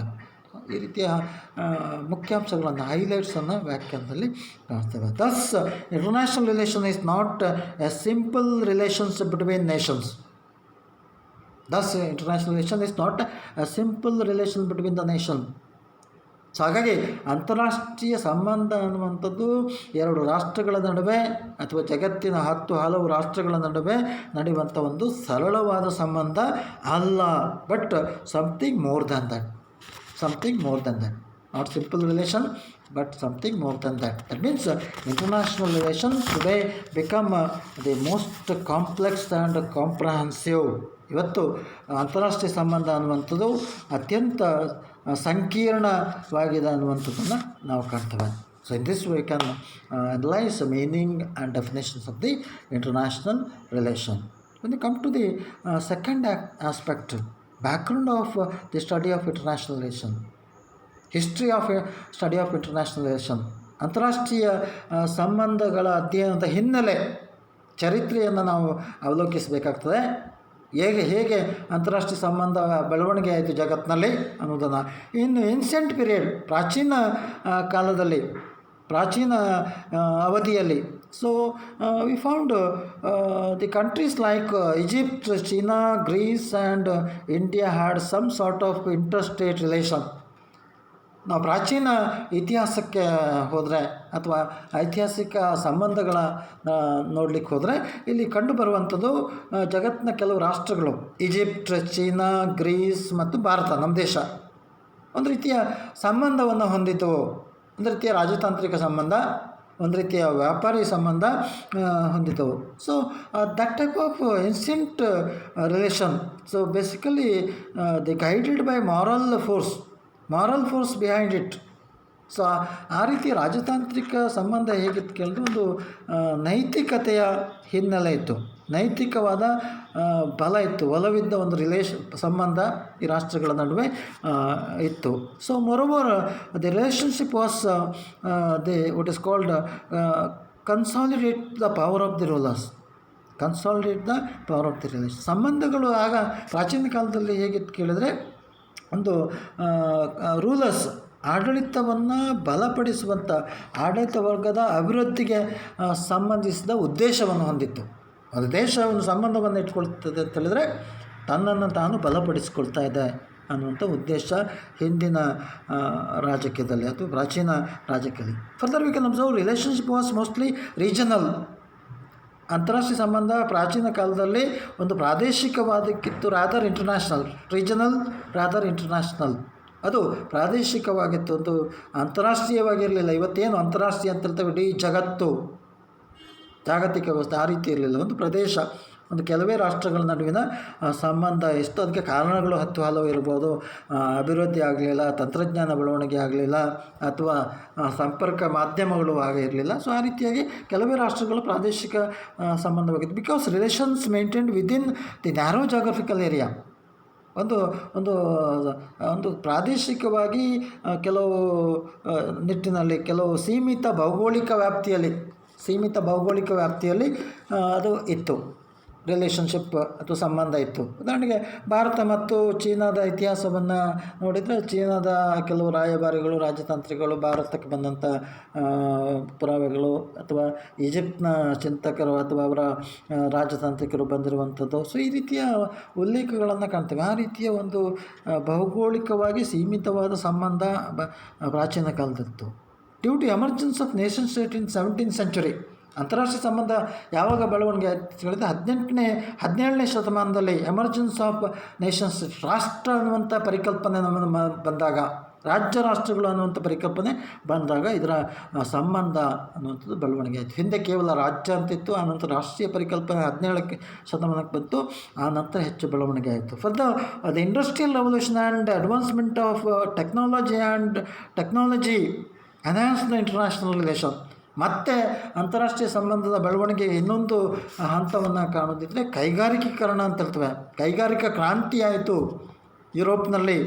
ಅಡ್ವಾನ್ಸ್ಮೆಂಟ್ ಆಫ್ ಟೆಕ್ನಾಲಜಿ, ತಂತ್ರಜ್ಞಾನದ ಅಭಿವೃದ್ಧಿ ಆಯಿತು. ಇದರಿಂದ ಅಂತಾರಾಷ್ಟ್ರೀಯ ಸಂಬಂಧ ಅನ್ನುವಂಥದ್ದು ಮತ್ತಷ್ಟು ಬೆಳವಣಿಗೆ ಆಯಿತು. For the progress in transport and communication transport ಅಲ್ಲಿ ಪ್ರಗತಿಯಾಗಿರುವಂಥದ್ದು. ಸಾರಿಗೆ ಮತ್ತು ಸಂಪರ್ಕದಲ್ಲಾದಂಥ ಬೆಳವಣಿಗೆ, ಸಾರಿಗೆ ವ್ಯವಸ್ಥೆಯಲ್ಲಿ ಬೆಳವಣಿಗೆ ಆಗ್ತದೆ, ಸಂಪರ್ಕ ವ್ಯವಸ್ಥೆಯಲ್ಲಿ ಬೆಳವಣಿಗೆ ಆಗ್ತದೆ. ಹಿಂದೆಲ್ಲ ಒಂದು ಕಡೆ ಇನ್ನೊಂದು ಕಡೆ ಹೋಗಬೇಕಾದ್ರೆ ನೆಲದಲ್ಲಾದರೆ ನಡ್ಕೊಂಡು ಹೋಗಬೇಕಿತ್ತು, ಅಥವಾ ಕುದುರೆಗಳನ್ನು ಬಳಸ್ತಾಯಿದ್ರು, ಅಥವಾ ಬಂಡಿಗಳನ್ನು ಬಳಸ್ಕೊಂಡು ಹೋಗ್ತಾಯಿದ್ರು. ನೀರಲ್ಲಾದರೆ ಹಾಯಿ ದೋಣಿ ಅಥವಾ ಯಂತ್ರಗಳಿರಲಿಲ್ಲ ಆಗ, ಪ್ರಾಚೀನ ಕಾಲದಲ್ಲಿ ಹಾಯಿ ದೋಣಿಯಲ್ಲಿ ಹೋಗ್ತಾಯಿತ್ತು. ಅನಂತರ ಏನು ಕೇಳಿದ್ರೆ ಯಂತ್ರಗಳು ಬಂತು, ಮೆಷಿನರಿ ಬಂತು, ವಿಜ್ಞಾನ ಬೆಳವಣಿಗೆ ಆಯಿತು, ತಂತ್ರಜ್ಞಾನ ಬೆಳವಣಿಗೆ ಆಯಿತು. ಸಾರಿಗೆ ಇಲ್ಲಿ ಹಿಂದೆ ಸಣ್ಣ ಸಣ್ಣ ಬೋಟ್ನಲ್ಲಿ ಹೋಗ್ತಾಯಿತ್ತು. ಇವತ್ತು ಹೋಗಬೇಕಾದ್ರೆ, ಒಂದು ವಿದೇಶಕ್ಕೆ ಹೋಗಬೇಕಾದ್ರೆ ವರ್ಷಗಟ್ಟಲೆ ಹೋಗ್ತಾಯಿತ್ತು. ಒಂದು ದೇಶಕ್ಕೆ, ಒಂದು ಕಡೆಯಿಂದ ಇನ್ನೊಂದು ಕಡೆ ಹೋಗಬೇಕಾಯ್ತು. ಇವತ್ತು ಕೆಲವೇ ಗಂಟೆಗಳಲ್ಲಿ, ಕೆಲವೇ ದಿನಗಳಲ್ಲಿ ಯಾವುದೋ ಒಂದು ದೇಶದಿಂದ ಇನ್ನೊಂದು ಮೂಲೆಯ ದೇಶಕ್ಕೆ ಹೋಗ್ಲಿಕ್ಕೆ ಸಾಧ್ಯತೆ. ಆ ರೀತಿಯ ಸಾರಿಗೆ ವ್ಯವಸ್ಥೆ ಅಭಿವೃದ್ಧಿಯಾಗಿದೆ. ಇನ್ನು ಸಂಪರ್ಕ ವ್ಯವಸ್ಥೆಯಲ್ಲಿ revolution in what is called communication system. ಇವತ್ತು ಸಂಪರ್ಕ ವ್ಯವಸ್ಥೆಯಲ್ಲಾದಂಥ ಕ್ರಾಂತಿ ಏನಿದೆ, ನಾನಿವತ್ತು ಇಲ್ಲಿ ಮಾತಾಡ್ತಾ ಇದ್ದೇನೆ, ಇದನ್ನು ನೇರವಾಗಿ ನಿಮ್ಮ ಮನೆಯಲ್ಲಿ ನೀವು ಕೇಳ್ಬೋದು. ಸ್ವಲ್ಪ ಕಳೆದ ವರ್ಷ ಅಥವಾ ಅದಕ್ಕೆ ಮೊದಲಿನ ವರ್ಷದಲ್ಲಿ ಕೇಳಿದರೆ ನೀವೆಲ್ಲ ತರಗತಿಯಲ್ಲಿ ಬರುವಂಥದ್ದು, ನಾನೊಂದು ಬೋರ್ಡ್ನಲ್ಲಿ ಬರೆಯುವಂಥದ್ದು, ಬೋರ್ಡ್ನಲ್ಲಿ ಪಾಯಿಂಟ್ ಇರುತ್ತೆ. This is important, this is definition ಅಂತ ಬೋರ್ಡ್ನಲ್ಲಿ ಹೇಳುವ. ನೀವು ಹೀಗೆ ಕುತ್ಕೊಂಡು ನೋಡುವಂಥದ್ದು, ಹೀಗೆ ಕೇಳುವಂಥದ್ದು. ಇದು ಒಂದು ರೀತಿ ನಾವು ಹೋಲಿಕೆ ಮಾಡೋದು ಪ್ರಾಚೀನ ಕಾಲಕ್ಕೆ ಹೋಗಿ. ಆಧುನಿಕ ಕಾಲ ಇವತ್ತು ನಾನಿಲ್ಲಿ ಮನೆಯಲ್ಲಿ ಕೂತ್ಕೊಂಡು ಪಾಠ ಮಾಡ್ತಾ ಇದ್ದೇನೆ, ನೀವು ನಿಮ್ಮ ಮನೆಯಲ್ಲಿ ಕೂತ್ಕೊಂಡು ನನ್ನನ್ನು ನೋಡ್ತಾ ಇದ್ದೀರಿ, ನನ್ನ ಪಾಠವನ್ನು ಕೇಳ್ತಾ ಇದ್ದೀರಿ.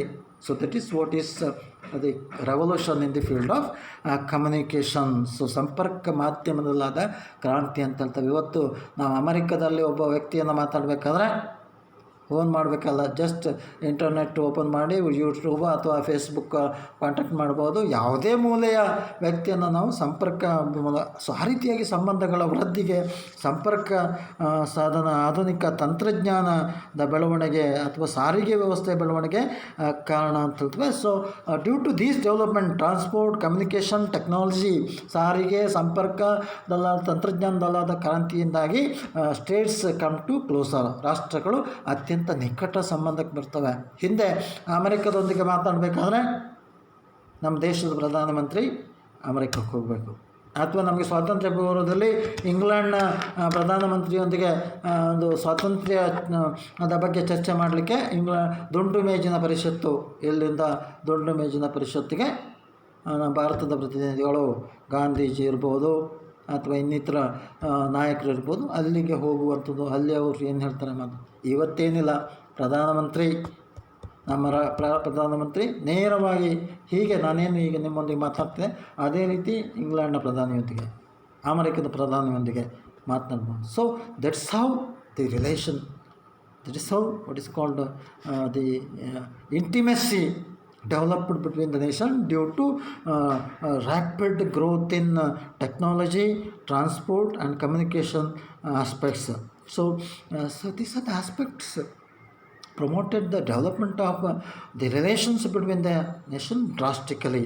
So then when we observe two world wars witnessed in the history of international nation, First World War and Second World War.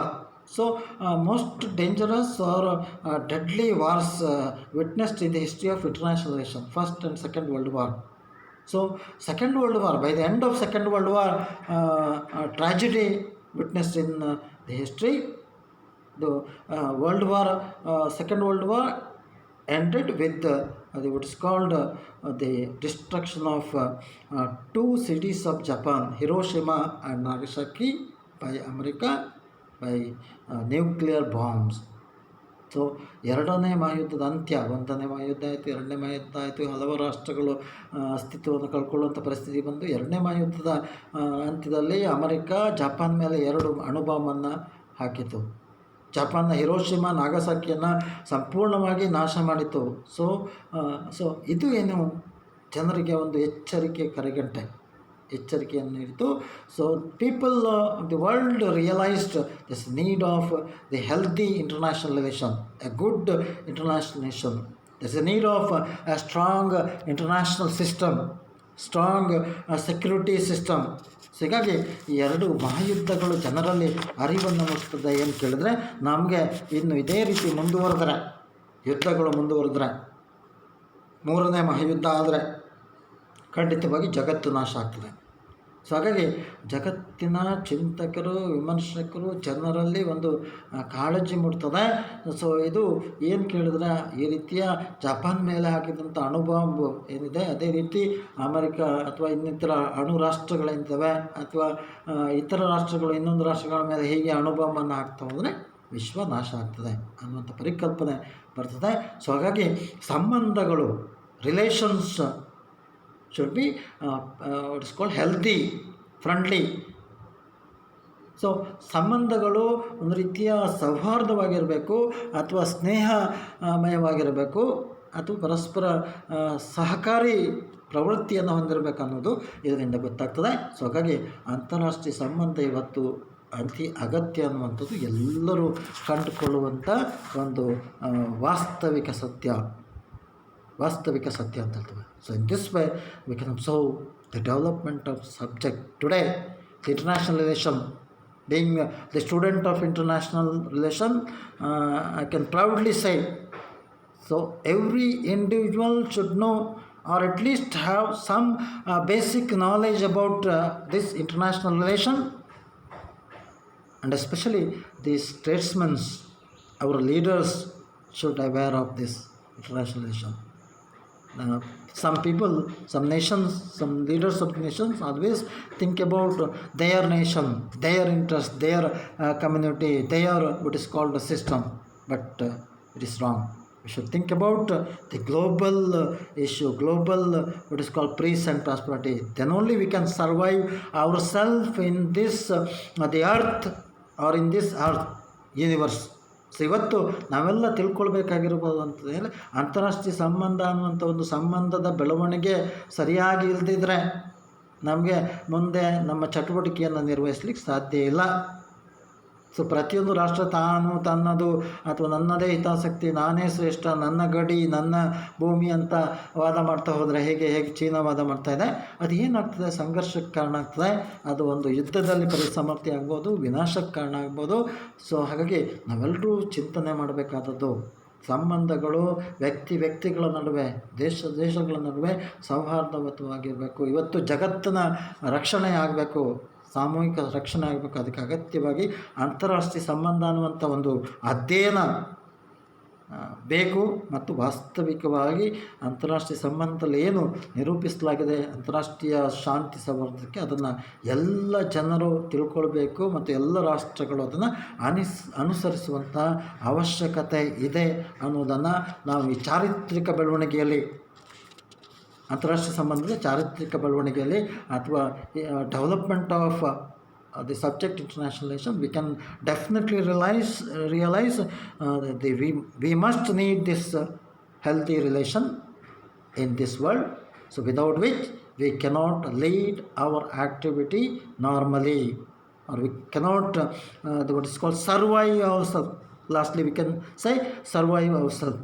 ನಾವು ನಮ್ಮನ್ನು ಈ ಜಗತ್ತಿನಲ್ಲಿ ಉಳಿಸ್ಕೊಳ್ಳಿಕ್ಕೆ ಸಾಧ್ಯ ಇಲ್ಲ ಅಥವಾ ಮುಂದೆ ಬದುಕಲಿಕ್ಕೆ ಸಾಧ್ಯ ಇಲ್ಲ ಅನ್ನೋದನ್ನು ಪ್ರತಿಯೊಬ್ಬರು ಅರ್ಥಕೊಳ್ಳುವಂಥ ಅಗತ್ಯತೆ ಇದೆ ಅನ್ನೋದು ಈ ಅಂತಾರಾಷ್ಟ್ರೀಯ ಸಂಬಂಧದ ಚಾರಿತ್ರಿಕ ಹಿನ್ನೆಲೆ ನಮಗೆ ತಿಳಿಸ್ತದೆ. ಸೊ ಇದಿಷ್ಟು ಇದರ ಚಾರಿತ್ರಿಕ ಬೆಳವಣಿಗೆ ಅರ್ಥ ವಿವರಣೆ. ಇನ್ನು nature of study of international relation, ಅಂತಾರಾಷ್ಟ್ರೀಯ ಸಂಬಂಧ ಅಧ್ಯಯನದ ಏನು ಸ್ವರೂಪ ಏನು. ಸೊ ಎರಡು ಅಂಶಗಳು, ಅರ್ಥ ವ್ಯಾಖ್ಯಾನಗಳು ಮತ್ತು ಅದರ ಚಾರಿತ್ರಿಕ ಹಿನ್ನೆಲೆಗೆ ಅಂತಾರಾಷ್ಟ್ರೀಯ ಸಂಬಂಧದ ಸ್ವರೂಪ ಏನು ಅನ್ನುವಂಥದ್ದು. ಸೊ ಈ ಅಂತಾರಾಷ್ಟ್ರೀಯ ಸಂಬಂಧದ ಸ್ವರೂಪ ನೇಚರ್ ಅದರಲ್ಲಿ ಏನು ನಾವು ಚರ್ಚೆ ಮಾಡುವಂಥದ್ದು. ಭಾಳ ಮುಖ್ಯವಾಗಿ centred around nation states. International relation is centred around nation state. ಅಂತಾರಾಷ್ಟ್ರೀಯ ಸಂಬಂಧವು ರಾಷ್ಟ್ರಗಳ ಸುತ್ತ ಕೇಂದ್ರೀಕೃತವಾಗಿದೆ ಅನ್ನುವಂಥದ್ದು. ಸೊ ರಾಷ್ಟ್ರಗಳ ಸುತ್ತ ಕೇಂದ್ರೀಕೃತವಾಗಿದೆ ಅಂತ ಹೇಳಿದರೆ, so international relation is basically related to the study of what is called state institutions or relation between two states, two nations or more nations or other agencies, other organisation. Total it is centred around the nations or what we call nation states. ಹಾಗಾಗಿ ಇಲ್ಲಿ ಬರುವಂಥ ಎಲ್ಲ ವಿಚಾರಗಳು ಏನು ಕೇಳಿದ್ರೆ ರಾಷ್ಟ್ರಗಳು, ಅಂತಾರಾಷ್ಟ್ರೀಯ ಸಂಸ್ಥೆಗಳು, ಗುಂಪುಗಳುಗಳ ಸಂಬಂಧ, ಸೊ ವಿವಿಧ ಹಂತಗಳಲ್ಲಿರುವ ತಾತ್ಕಾಲಿಕ ಸಂಬಂಧ ಅಥವಾ ರಾಷ್ಟ್ರದ ಇತರ ವಿಚಾರಗಳು ಎಲ್ಲವೂ ಕೂಡ ಒಂದು ರಾಷ್ಟ್ರದ ಕೇಂದ್ರೀಕೃತವಾಗಿರುವಂಥ ಅಧ್ಯಯನವಾಗಿದೆ. ಇದು ಮೊದಲ ವಿಚಾರ. Secondly, not well organised discipline. ಇದೊಂದು ವ್ಯವಸ್ಥಿತ ವಿಷಯ ಅಲ್ಲ ಅನ್ನುವಂಥದ್ದು. ಇದರ ಒಂದು ಸ್ವರೂಪದಲ್ಲಿ ನಾವು we can observe thoroughly, we can say it is not a well organised subject. ಇದೊಂದು ವ್ಯವಸ್ಥಿತ ಅಧ್ಯಯನ ಅಲ್ಲ. ಸೊ ಯಾಕೆ ವ್ಯವಸ್ಥಿತ ಅಧ್ಯಯನ? Though it is recognised as the what is called the independent discipline and also most important subject discipline in the social science. ಸಮಾಜ ವಿಜ್ಞಾನದಲ್ಲಿ ಒಂದು ಸ್ವತಂತ್ರ ಅಧ್ಯಯನವಾಗಿ ರೂಪುಗೊಂಡಿದೆ ಅಥವಾ ಅಷ್ಟೇ ಮಹತ್ವದ ಅಧ್ಯಯನವಾಗಿ ರೂಪುಗೊಂಡಿದೆ.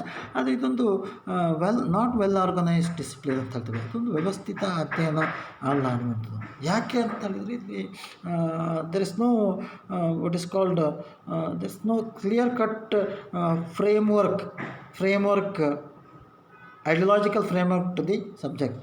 ಈ ಅಧ್ಯಯನಕ್ಕೆ ಒಂದು ಚೌಕಟ್ಟು, ಸ್ಪಷ್ಟವಾದ ಪರಿಕಲ್ಪನೆಗಳನ್ನು ಹೊಂದಿದಂಥ ಸೈದ್ಧಾಂತಿಕ ಚೌಕಟ್ಟು ಇಲ್ಲ ಅನ್ನುವ ದೃಷ್ಟಿಯಲ್ಲಿ ಹೇಳ್ತೇವೆ.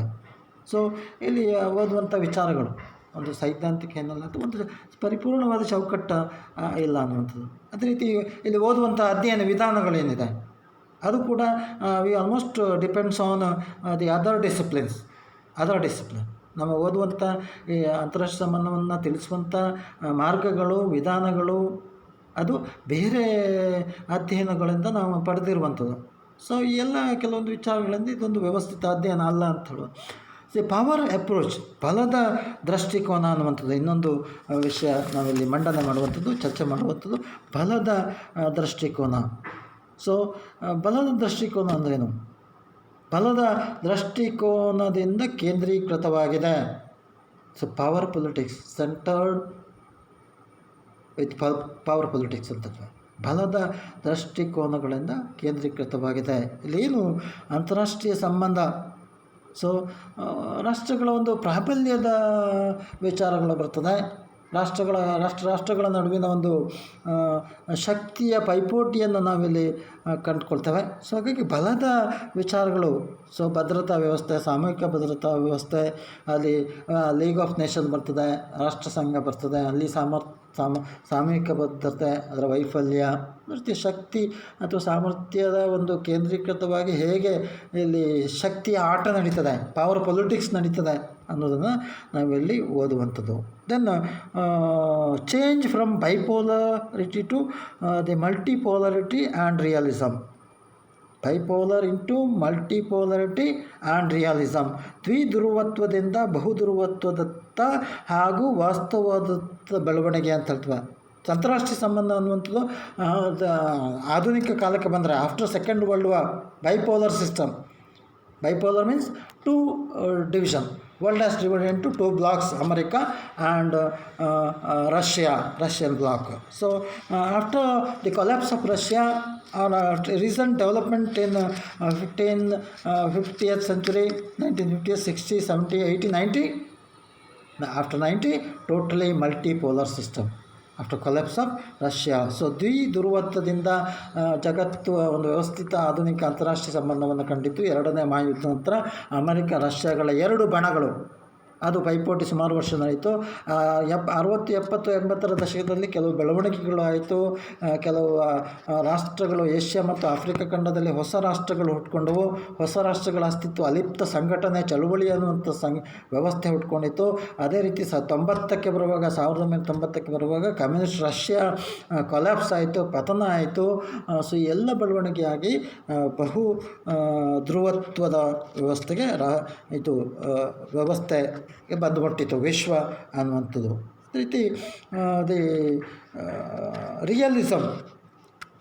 ಸೊ ಆಶಾವಾದ, ಒಟ್ಟಿನಲ್ಲಿ ಆಶಾವಾದ ಅಥವಾ ವಾಸ್ತವಿಕವಾದ ಅಂತ ಹೇಳ್ತೇವೆ. ರಿಯಲಿಸಮ್ ಇದು ವಾಸ್ತವಿಕತೆ, ಅಂತಾರಾಷ್ಟ್ರೀಯ ಸಂಬಂಧದ್ದು ವಾಸ್ತವಿಕತೆ. ಸೊ ವಾಸ್ತವಿಕತೆಗೆ ಬಂತವು. ಹಿಂದೆ ಇದ್ದಂಥ ಅಂತಾರಾಷ್ಟ್ರೀಯ ಸಂಬಂಧ ಏನಿತ್ತು ಇತಿಹಾಸದಲ್ಲಿ, ಚರಿತ್ರೆಯಲ್ಲಿ ಬರ್ತವೆ, ವಾಸ್ತವಿಕವಾದಕ್ಕೆ ಬಂತು. ಇವತ್ತು ಎರಡು ಬಣಗಳ ನಡುವೆ ಸಂಘರ್ಷ ನಡೀತಾ ಇತ್ತು. ವಾಸ್ತವಿಕವಾಗಿ ಅಂತಾರಾಷ್ಟ್ರೀಯ ಸಂಬಂಧದ ಬೆಳವಣಿಗೆಯಲ್ಲಿ ಹೊಸ ವಾಸ್ತವಿಕ ಚರಿತ್ರೆ ಹುಟ್ಟುಕೊಟ್ಟಿತು. ಸೊ ಹೀಗಾಗಿ ದ್ವಿಧ್ರುವತ್ವದಿಂದ ಬಹುಧ್ರುವತ್ವ ಮತ್ತು ವಾಸ್ತವಿಕತೆಯೆಡೆಗೆ ಅಂತಾರಾಷ್ಟ್ರೀಯ ಸಂಬಂಧ ಹೋಗಿರುವಂಥದ್ದು, ಇದು ಇನ್ನೊಂದು ಅಂಶ. ಸೊ ಇದಿಷ್ಟು ಈ ಸ್ವರೂಪದಲ್ಲಿ ನಾವು ಚರ್ಚಿಸುವಂಥ ಅಂಶಗಳು. ಇನ್ನು ಅಂತಾರಾಷ್ಟ್ರೀಯ ರಾಜಕೀಯ ಮತ್ತು ಅಂತಾರಾಷ್ಟ್ರೀಯ ಸಂಬಂಧಗಳು. ಸೊ ಇವುಗಳ ವಿಚಾರ ಬಂದರೆ ಅಂತಾರಾಷ್ಟ್ರೀಯ ರಾಜಕೀಯ, ಸೊ ಪೊಲಿಟಿಕ್ಸ್ ಆ್ಯಂಡ್ ರಿಲೇಷನ್, ಅಂತಾರಾಷ್ಟ್ರೀಯ ಸಂಬಂಧ ಮತ್ತು ರಾಜಕೀಯ ಅನ್ನುವಂಥ ವಿಚಾರಕ್ಕೆ ಬಂದರೆ ನಾವಿಲ್ಲಿ ಕಾಣುವಂಥದ್ದು. ಸೊ ಭಾಳ ಮುಖ್ಯವಾಗಿ ನಾವಿಲ್ಲಿ ಗುರುತಿಸುವಂಥದ್ದು ಅಂತಾರಾಷ್ಟ್ರೀಯ ಸಂಬಂಧ ಅನ್ನುವಂಥದ್ದು ಅಧಿಕೃತವಾಗಿ ಹಲವು ರಾಷ್ಟ್ರಗಳ ನಡುವೆ ನಡೆಯುವಂಥ ಸಂಬಂಧ ಅದಾಗಿರ್ತದೆ. ಮತ್ತು ಅಂತಾರಾಷ್ಟ್ರೀಯ ರಾಜಕೀಯ ಅಂದರೆ ರಾಯಭಾರಿಗಳು, ಪ್ರಧಾನಮಂತ್ರಿಗಳು, ದೈನಂದಿನ ಚಟುವಟಿಕೆ. ಸೊ ರಾಜಕೀಯ ಅಂತ ನಾವು ಕೇಳ್ತೇವೆ. Say what is called day-to-day affairs conducted by officials or the concerned authority. The policy frameworks, relations, and international relations, international politics. Politics is based on power. International relation is what is called broader aspect. Not only they discuss power and other, it includes almost all aspects as we discussed in the meaning definition of the this international relation. So with this I conclude today's class. First topic, first chapter, first issue, international relation and outlook. So ಇದರೊಂದಿಗೆ ನಾನು ಮೊದಲ ಅಧ್ಯಾಯದ ಮೊದಲ ವಿಚಾರವನ್ನು, ಅಂತಾರಾಷ್ಟ್ರೀಯ ಸಂಬಂಧಗಳು ಒಂದು ಅವಲೋಕನ ಅನ್ನುವಂಥ ವಿಚಾರವನ್ನು ಇಲ್ಲಿಗೆ ಮುಗಿಸ್ತೇನೆ. We shall discuss in our coming class scope and importance of subject political science. ಮುಂದಿನ ತರಗತಿಯಲ್ಲಿ ನಾವು ಚರ್ಚಿಸುವಂಥ ವಿಚಾರ ಯಾವುದು ಕೇಳಿದ್ರೆ ಅಂತಾರಾಷ್ಟ್ರೀಯ ಸಂಬಂಧದ ವ್ಯಾಪ್ತಿ ಮತ್ತು ಮಹತ್ವ. So we shall meet next class. Okay, thank you.